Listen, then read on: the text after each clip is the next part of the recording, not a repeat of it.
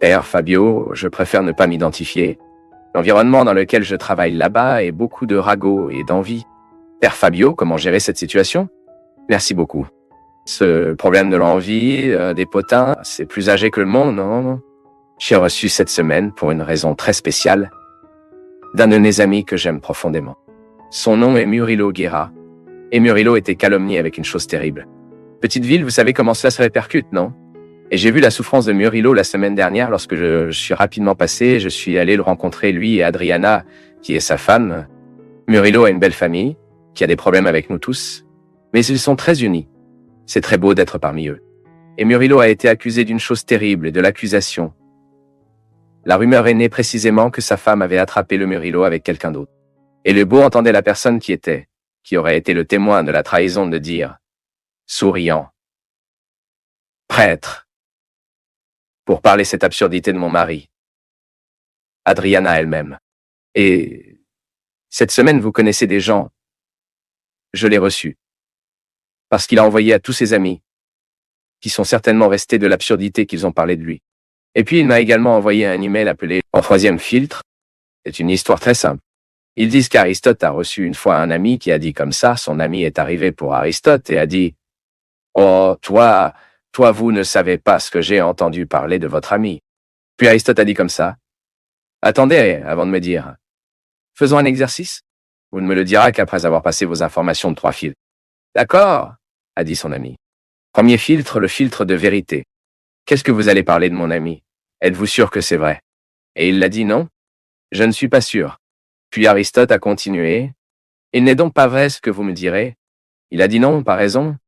Donc avant de me dire ne pas avoir raison, je veux que vous me disiez. Le deuxième filtre. Est-ce bon, qu'est-ce que tu vas me dire? Il a dit non, ce n'est pas bon. C'est vrai. Vous ne savez pas si c'est vrai que ce n'est pas une bonne chose.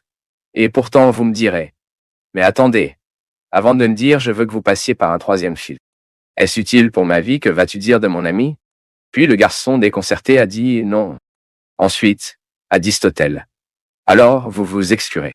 Si ce n'est pas bien ce que vous avez à dire, si ce n'est pas bon ce que vous avez à me dire et si vous n'avez pas habitué, pourquoi pensez-vous que j'aimerais entendre? N'est-ce pas fantastique, mon peuple? Si ce n'est pas vrai, si ce n'est pas bon, si ce n'est pas utile, non soyez. En fait, chaque fois qu'une personne encourage à nous dire des ragots, elle considère déjà que nous sommes quelque chose, nous acceptons toute conversation. Le plus beau, vous savez, est que dans toute cette histoire, lorsque Petropolis a bouclé avec les ragots et l'absurdité qu'il disait de Moello et Rusca, un célèbre coiffeur là-bas à Petropolis, c'était la personne qui a eu le courage de sortir de son salon, d'entrer dans la chambre de mon ami et de lui dire « Murilo, regardant dans les yeux, disent cela, et celle de vous, je ne pense pas que ce soit juste. » Alors que toute la ville a commenté la petite bouche, non? Faire ça, non? Sans passer par le troisième filtre. Une nouvelle née, mon peuple. Je suis désolé. De la tête, certainement, d'une personne malheureuse et frustrée, qui ne peut pas vivre avec le succès de l'autre, qui ne peut pas supporter la réalisation et le bonheur des autres. Car généralement, les potins sont comme ça. La jalousie, les ragots. Il est né de gens qu'il est, je ne peux pas être heureux. Et parce qu'il n'est pas en mesure d'être heureux, il ne supporte pas le bonheur de celui qui est.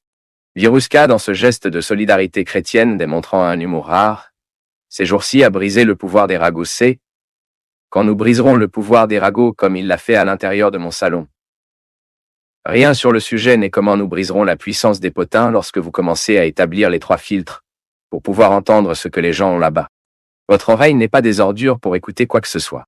Votre oreille n'est pas un territoire vacant pour que l'autre vienne juger ses ordures. Et les ragots, mon peuple, avec tout le respect que je vous dois, et des ordures. Tournez et bougez. Veine.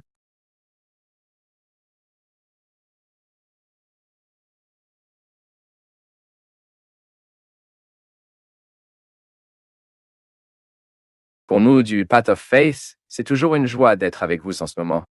Partagez vos perceptions sur le sujet d'aujourd'hui dans les commentaires, montrez votre soutien en aimant la vidéo et aidez à la partager en l'envoyant à vos amis. Abonnez-vous à la chaîne pour rester connecté avec nous et recevoir nos nouvelles vidéos.